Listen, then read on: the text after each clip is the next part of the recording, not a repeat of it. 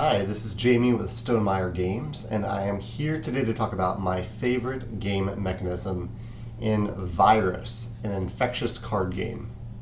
You probably haven't heard of this game because it just launched on Kickstarter today, and normally I don't talk about unpublished games, but this game is essentially published, it's ready to be published, and it happens to be designed and published by a friend of mine, John, who runs Genius Games. Obviously, I don't endorse games with these videos. I just talk about game mechanisms. And I got to play Virus last week at my game night, and I actually had a lot of fun with it. John makes science-based games that have really sound game mechanisms and are a lot of fun. But this is one that I've actually really been thinking about since I played, even though it's a pretty light card game. The basic idea in the game is that each player starts out with a hand of cards numbered 1 through 6, and then you have a big deck of cards, and you take those cards, you shuffle them up, and you put out, say it's a 5-player game, you would put out 5 cards face up on the middle of the table.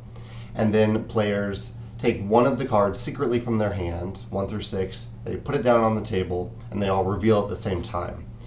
And the player with the highest numbered card gets to choose which card in the middle of the table they want to add to their tableau. Now, there are games that have these types of mechanisms. It's a blind bidding mechanism that's kind of like Libertalia, a game I really love, and Eggs and Empires. And there are lots of set collection games too. Plenty of set collection games out there. Ra and Sushi Go, and tons of games have set collection as a mechanism. But I haven't actually seen these two combined yet. These two elements where the blind bid, everybody starts out with the same thing and you're blind bidding. And there's also a little dice rolling element in it too, which is just fun. It basically, if you tie, if I play a 6 and you play a 6, we roll 2 dice to determine who's going to pick first. And here's where my favorite mechanism comes in, because it's not just a set collection game, it's also a small engine building game, because the cards that you acquire can improve your ability to continue to play. There are no rounds in this game, which I also love. Basically, you play your cards until you're out of cards in your hand, and then you take them all back.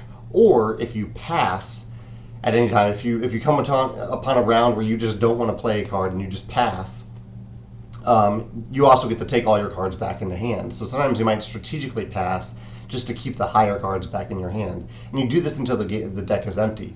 And so you're playing and playing. You're playing many cards throughout the game, many, many blind bids. And that's where the engine building element is really great, because you can acquire certain cards that help you later in the game. Some are cards that are added to your tableau. Like there are some cards that say whenever you roll dice to break a tie, which actually does happen quite often. Whenever you roll dice to break a tie, add +1 to those dice, or add +3, or roll them again, things like that. And there are cards that you can acquire that go into your hand instead of your tableau, and they're higher. Most of them are higher numbered cards. Like you start out with a max of 6. 6 is your highest, but you can acquire an 8 or a 9. So you can acquire these really powerful cards potentially early in the game, and then you can spend them throughout the game to win many, many more auctions. I love that aspect of engine building in the game.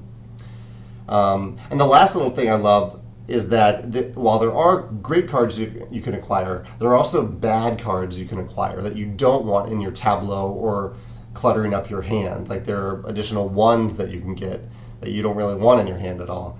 And I like that too, because it gives you a reason sometimes to play a high card when you don't really want to, but just because you don't want to avoid getting that really low card. So it's just a really well-designed, light game.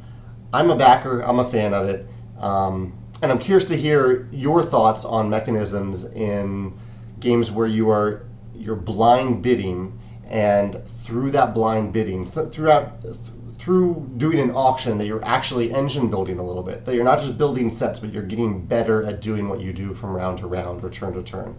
I'd love to hear your thoughts on that. Thanks.